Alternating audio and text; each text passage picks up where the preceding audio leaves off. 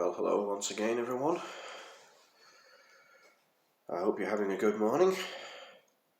I'm feeling a little bit better. I've not been feeling very well over the last few days. Suffered a bout of flu.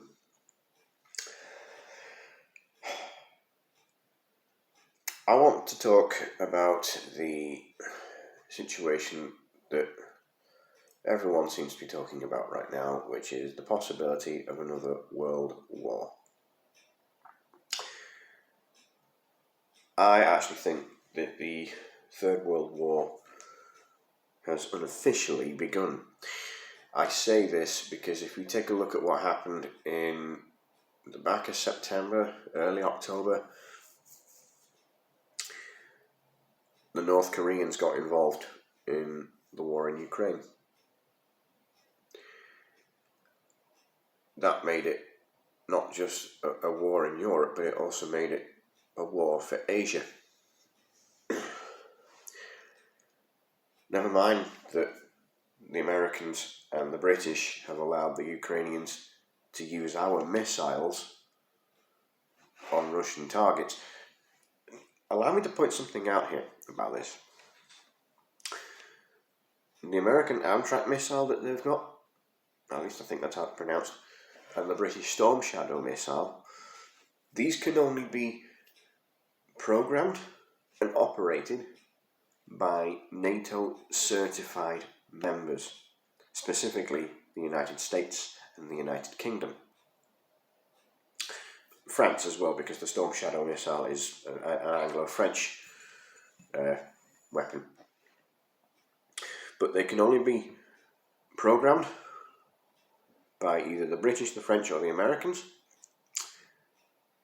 who will give them a set coordinate that they're not going to share with anyone else.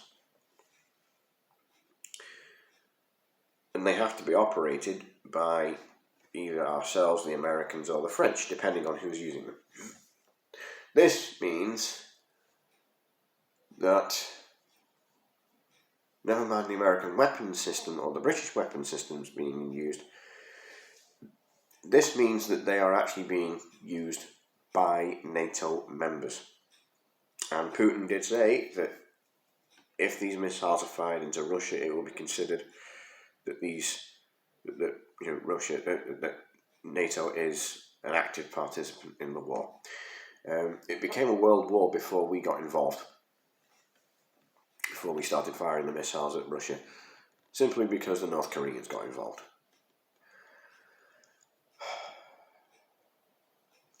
I have a feeling, though, that whilst the war has unofficially begun, they're going to officially declare it round about the back end of December. That's just my theory. I could be wrong, and I pray that I am. I don't want us to go through another big world war. We reluctantly went to war in the First World War. We reluctantly went to war again in the Second World War. We don't have the money or the manpower to fight another war.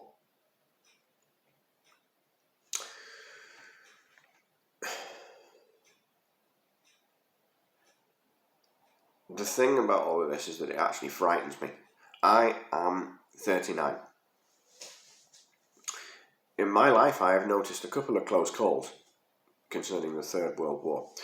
The first time I noticed this was I was 6, with the Gulf War that broke out.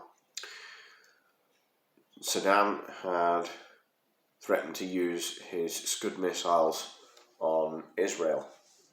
Now, fortunately, they weren't fired at Israel. They were actually destroyed.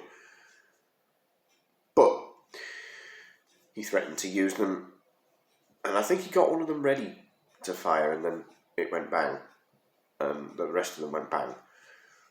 So that was the first time. The second time I've actually seen us come very close to the outbreak of another world war was when I was 16, back in 2001.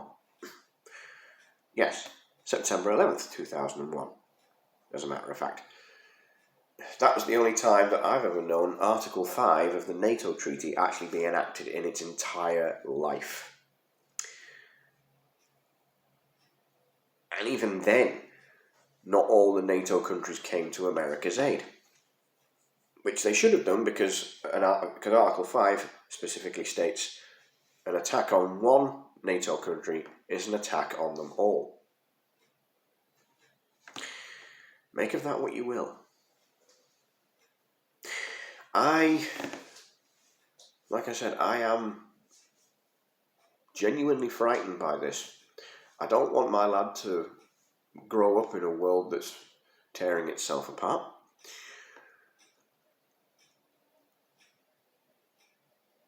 I have a mixed family. I am British. My wife is a Chinese national. Our son is a mixture of both British and Chinese cultures. There's a lot of talk suggesting that China might side with the Russians. I personally don't think it will, because my wife has convinced me, and even when I was there, I was convinced by what I saw that the Chinese don't really like the Russians. They tolerate them at most. They don't really want any doings with them. Their big ally is North Korea, and they're usually the ones that control North Korea. Now, this is where it's beginning to slip for them. They're not being able to control the North Koreans whilst they're in Ukraine. Bit of a problem there.